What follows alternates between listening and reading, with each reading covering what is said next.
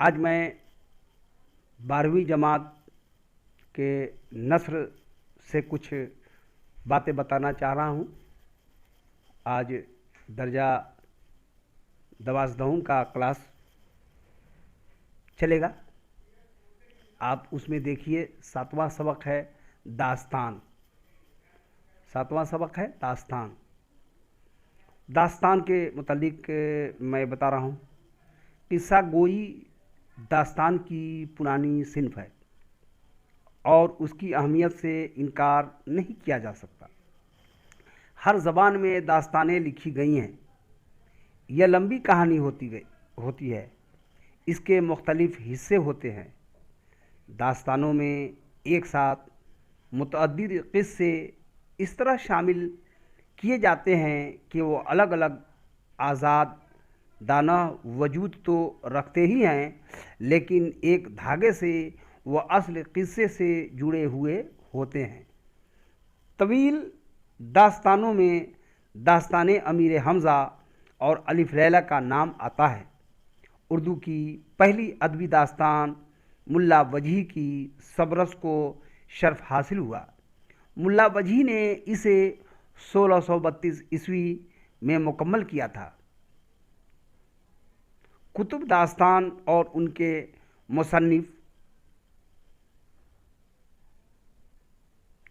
किस्सा मेहर अफरोज़, ईसवी खान, नौ तर्ज मुरस्सा, अता हुसैन खान तहसीन, नौ आइन हिंद, मेहर चंद खत्री, अजाइबुल क़िसस, शाह आलम सानी दर्ज बाला दास्तानें काफ़ी अहम हैं। इसके अलावा और भी दास्तानें हैं और उनकी तरक्की में फोर्ट विलियम कॉलेज को तारीख़ी अहमियत है। फोर्ट विलियम कॉलेज में ही दास्तानों की असल तरक्की हुई। तो आपने यह जाना कि लंबी कहानी को दास्तान कही गई है और दास्तान जो होती है वो लंबी कहानी होती है, लेकिन उस एक कहानी में अनेकों कहानी जुड़ी हुई रहती है। और दास्तान लिखने वाले मुसन्निफ़ का यह कमाल होता है कि जब एक कहानी पढ़ता है और वो कहानी इख्तिताम को पहुंचती है, यानी ख़त्म होने वाली होती है, तो ऐसे मकाम पर ला कर के मुसन्निफ़ कारी को छोड़ता है कि कारी के दिल में यह तजस्सुस तेज हो जाता है कि आगे क्या है, और वह आगे की बात जानने के लिए फ़ौरन दूसरी कहानी पढ़ने लगता है। और जब दूसरी कहानी पढ़ता है तो जब वो ख़त्म होने वाली होती है तो फिर उसमें भी यही तरीक़ा कार होता है और मुसन्निफ़ अपने कमाल फ़न के ज़रिए इंसान के प्यास को और बढ़ा देता है और फिर आदमी तीसरी कहानी पढ़ने के लिए बेचैन हो जाता है और इस तरीक़े से वो पूरी दास्तान पढ़ जाता है। ये एक बहुत कमाल की बात है कि कारी के ज़हन फ़िक्र दिलो दिमाग में दास्तान गो ऐसा तजस्सुस डाल देता है, ऐसी कैफियत पैदा कर देता है कि वह पूरी दास्तान को बड़े चाव और शौक़ से पढ़ता है। तो आपको बताया गया अमीर हमज़ा, दास्तान अमीर हमज़ा और अलिफ लैला। अलिफ लैला को आप पढ़ेंगे तो उसमें जहाँ पुराने ज़माने की बहुत सारी बातें आपको मिलेंगी, उसमें ऐसी ऐसी कहानियाँ मिलेंगी जो आपको पढ़कर सुनकर बहुत तज्जुब होगा कि ये कैसे हुआ, यह कैसे हुआ। तो ये कैसे हुआ, ये एक दास्तान गोई का जो फनकार होता है वह अपने फ़न का कमाल दिखलाता है और ये कमाल उसी का है। तो इस तरीके से अमीर हमज़ा में दास्तान अमीर हमज़ा का भी यही हाल है। उसको भी पढ़ के आप बहुत अच्छा महसूस करेंगे। लेकिन मुल्ला वजही की जो दास्तान की किताब है सब रस, अदबी दुनिया में इसको पहली दास्तान होने का शर्फ हासिल है और ये सबसे पहली दास्तान मानी जाती है, चूँकि इसकी तहरीर 1662 ईस्वी में हुई है। यहाँ चंद दास्तानों के नाम हैं और नाम के साथ उनके मुसन्निफ़ का भी नाम है, जो ऊपर आपको बताया गया है। फिर एक बार समाप्त करें। ईसवी खान ने किस्सा मेहर अफरोज़ दिलबर लिखा है। अता हुसैन खान तहसीन ने नौ तर्ज मुरसा लिखा है। मेहर चंद खत्री ने नौ आइन हिंद की तख्लीक की है और शाह आलम सानी ने अजायबुल क़िसस की तख्लीक फरमाई है। इनके अलावा और भी दास्तानें हैं जो अपने कमाल फ़न का जौहर दिखलाती हैं और कारी पढ़ करके अपने आप को बहुत खुशी और मसरूर नज़र आता है। तो इन्हीं दास्तानों में एक दास्तान जो फोर्ट विलियम कॉलेज में लिखी गई, जिसका नाम है बागो बहार। मेरी ज़बान से उनके हालात ज़िंदगी को समाप्त कीजिए। मीर अमन देहलवी का तखल्लुस लुत्फ़ है। दिल्ली में इनकी पैदाइश हुई। मुग़ल बादशाह के दरबार से इनके आबाओ अजदाद वाबस्ता थे, मुंसलिक थे, यानी कि मुग़ल बादशाह के दरबार में इनके आबाओ अजदाद मुलाजमत करते थे और अच्छा ओहदा भी था। अहमद शाह अब्दाली की फ़ौज ने मीर अमन देहलवी के घर बार को तबाह बर्बाद कर दिया, लूट लिया। फिर किसी तरह आबाद हुए तो सूरजमल जाट ने आपकी जो जागीर थी उसको जब्त कर लिया। आप तलाशे माश में दिल्ली से रवाना होते हैं और पटना अजीमाबाद, जिसका पुराना नाम है, आप तशरीफ़ लाते हैं। यहाँ कुछ दिन रहने के बाद आप फिर कलकत्ता तशरीफ़ ले जाते हैं और कलकत्ता में नवाब दिलावर जंग के छोटे भाई काजिम अली ख़ान के आप अतालिक होते हैं, यानी उनको दरसो तदरीस दे रहे हैं, उनको आप पढ़ा रहे हैं।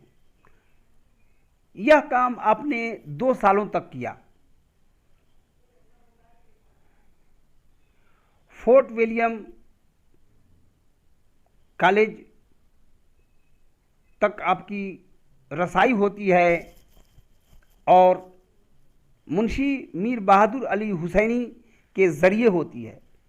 मीर बहादुर अली हुसैनी आपको लेकर फोर्ट विलियम पहुंचते हैं और आपकी मुलाकात डॉक्टर जॉन गिलक्रिस्ट से कराते हैं। डॉक्टर जॉन गिलक्रिस्ट जो फोर्ट विलियम कॉलेज के बानी थे, उन्होंने आपकी सलाहियत को देखते हुए आपको तकर्रुरी नामा पेश करते हैं, यानी आपको फोर्ट विलियम कॉलेज में ज्वाइनिंग कराते हैं और 4 मई 1801 में आप फोर्ट विलियम कॉलेज में ज्वाइन करते हैं। आप तर्जुमा व तालीफ शोबे में काम कर रहे हैं। आपकी तनख्वाह 40 रुपये माहवार होती है, यानी 40 रुपया महीना पर आप फोर्ट विलियम कॉलेज में काम करते हैं। 4 मई 1801 से जून 1806 तक आपने फोर्ट विलियम कॉलेज में काम किया। तर्जुमा तालीफ में सरगर्म अमल रहे और कई किताबों के आपने तर्जमे किए, जिसमें फ़ारसी की किताब अखलाक़ मोहसनी तर्जमा करने के बाद उसका नाम रखा गंजे खूबी, और एक किताब क़िस्से चाहर दरवेश को तर्जमा करके उसका नाम रखा बागो बहार। बागो बहार 1801 में लिखी गई और बागो बहार लिखने पर आपको इनाम मिला, 500 रुपये का इनाम मिला। यानी आपने ये गिरा कद्र काम जो किया, इससे खुश होकर डॉक्टर जॉन क्लिस्ट ने आपको यह एजाज़ बख्शा। बागो बहार में 4 दुर्वेशों की कहानी है और इस तरह बागो बहार 1804 ईस्वी में कलकत्ता के छापाखाना में शाये होती है, यानी छपती है, प्रकाशित होती है। तो आपने मीर अमन देहलवी के मुतालिक जाना और ये जो पॉइंट बना करके आपके सामने है, जो आप इसको मुलाहजा कर रहे हैं, इसको आप चाहें तो जुमला में बदल कर आप एक मजमून तैयार कर सकते हैं। मीर अमन देहलवी के हालात ज़िंदगी पर एक सवानेह तैयार कर सकते हैं। ये आप अगर कोशिश करें, आप अगर प्रैक्टिस करें तो यह काम बहुत आसानी से आप कर सकते हैं। अब आप देखें, बागो बहार के मुतालिक आपको मैं बताने जा रहा हूँ। बागो बहार जो मीर अमन देहलवी की तसनीफ़ है, इसको बड़े गौर से देखिए। मुल्क चीन में एक बादशाह था। चीन में एक बादशाह था, वो मर गया। वह एक भाई और एक बेटा रखता था। चीन के बादशाह को एक भाई और एक बेटा था। उसके वफात के बाद वफात बादशाह का भाई तख्त नशीन हुआ। मरे हुए बादशाह का वफादार गुलाम मुबारक, मलिक सादिक, जीनों का बादशाह, चीन के बादशाह का दोस्त, अंधा फ़कीर हिंदुस्तान में मिला। इस कहानी में 3 मुल्क का नाम, चीन, माचीन, हिंदुस्तान। बादशाह के बेटे को शहजादा कहते हैं। शहजादे ने अंधा फ़कीर को दिया एक अशरफी। शहजादा गुलबदन की तलाश में 7 सालों तक रहा। गुलबदन अंधा फ़कीर की लड़की, जो हिंदुस्तानी थी, सुलेमानी सुरमा, वह सुरमा जिसके लगाने से जिनों की आबादी नज़र आने लगती है और सुरमा सुलेमानी लगाने वाला जिनों से बातें करने लगता है। अजमी उस आदमी को कहते हैं जो अरब देश से बाहर का रहने वाला हो। शहजादा का चचा शहजादा के लिए बजाय अबू जहल के था। तो ये सब जो अल्फाज और नाम जो आए हैं, मलिक सादिक, ये जिन जो एक कौम है, जिनों का बादशाह है, जो चीन के बादशाह का दोस्त था। हर साल चीन का बादशाह जिनों के बादशाह मलिक सादिक के पास जाया करता था और मलिक सादिक चीन के बादशाह को एक बूझना दिया करता था, यानी एक जादुई बंदर अता करता था। इस तरह जिनों का बादशाह मलिक सादिक ने 39 बूझना चीन के बादशाह को अता कर चुका था। एक बूझना बाकी था। अगर वो 40वां बूझना मिल जाता तो वह जादुई काम करना शुरू कर देता, लेकिन बादशाह उन 40 बूझना ही लाया था कि उसका इंतकाल हो गया। अब उसके इंतकाल के बाद बेटा चूँकि कमसिन था, उसका भाई खुद बादशाह बन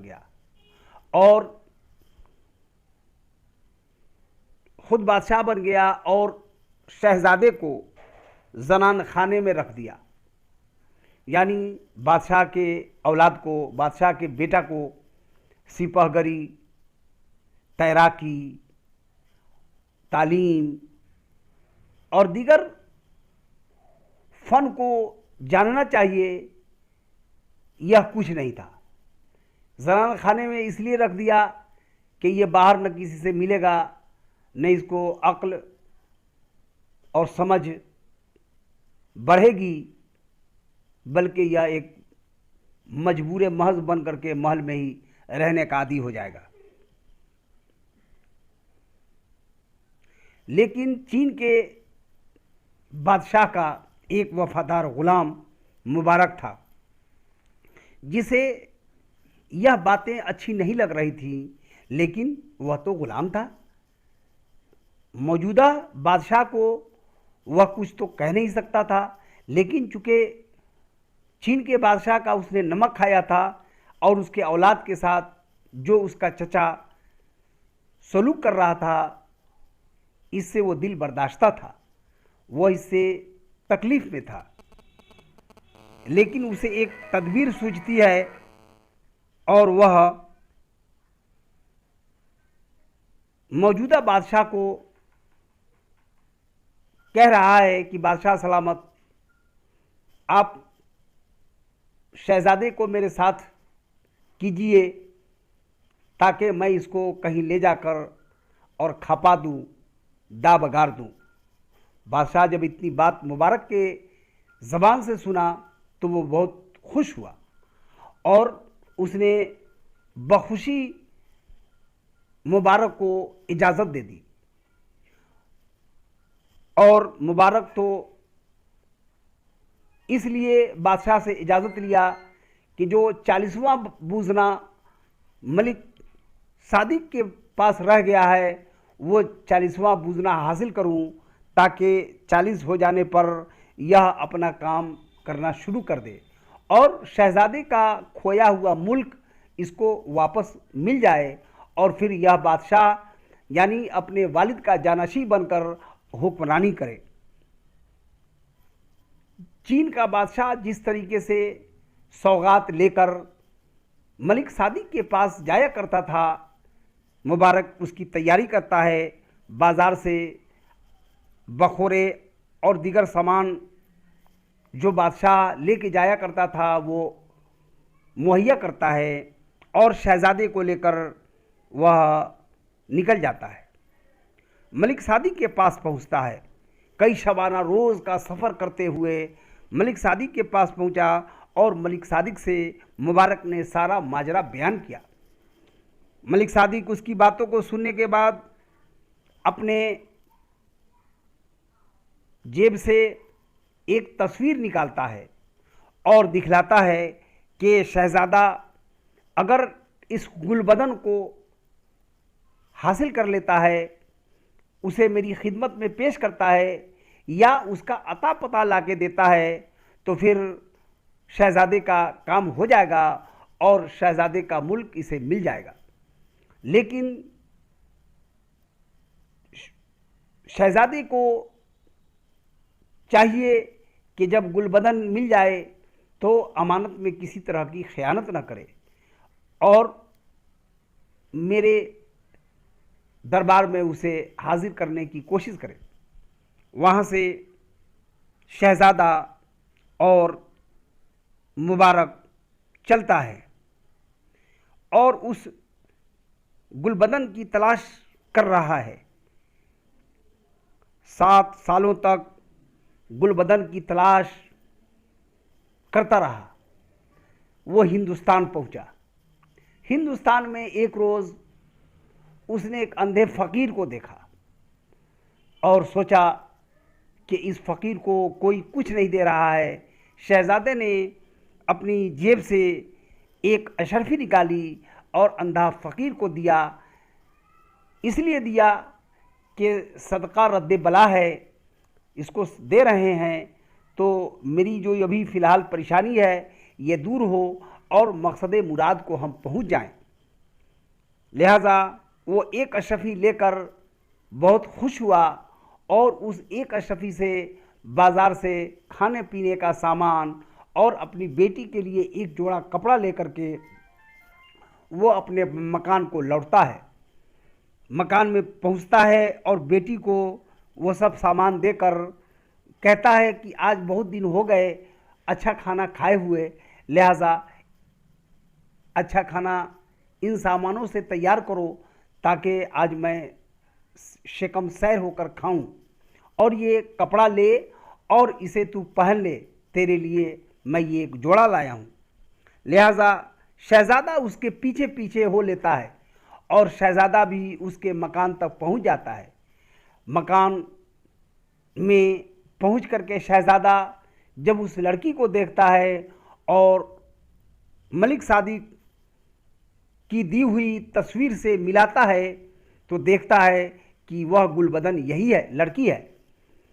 लड़की को देखकर शहज़ादा बेहोश हो जाता है। लड़की गुलबदन नहायत खूबसूरत थी।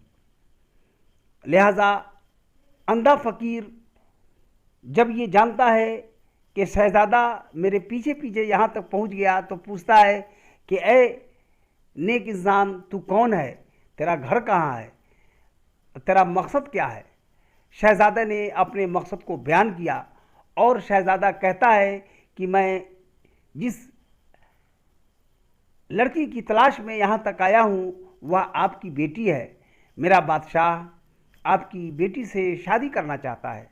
इतना सुनने के बाद अंधा फ़कीर ने कहा कि जिस मुल्क में मैं रहता हूँ, इस मुल्क के बादशाह का बेटा यानी शहज़ादा मेरी बेटी को बग़ैर देखे हुए उस पर आशिक़ है और उससे शादी करना चाहता है, और शादी भी तय हो चुकी है। कई रोज़ बाकी रह गए हैं और तैयारी दोनों तरफ चल रही है। अगर शादी तय न होती तो आप जैसे नेक खू इंसान का मकसद मैं पूरा करता, लेकिन अब मैं मजबूर हूँ। कहानी यहीं पे ख़त्म हो जाती है। आगे का हिस्सा असल किताब में है, लेकिन ज़ेरे निसाब किताब में कहानी यहीं ख़त्म हो जाती है। फिर अगले क्लास में अगले सबक पर हम आपसे गुफ्तगू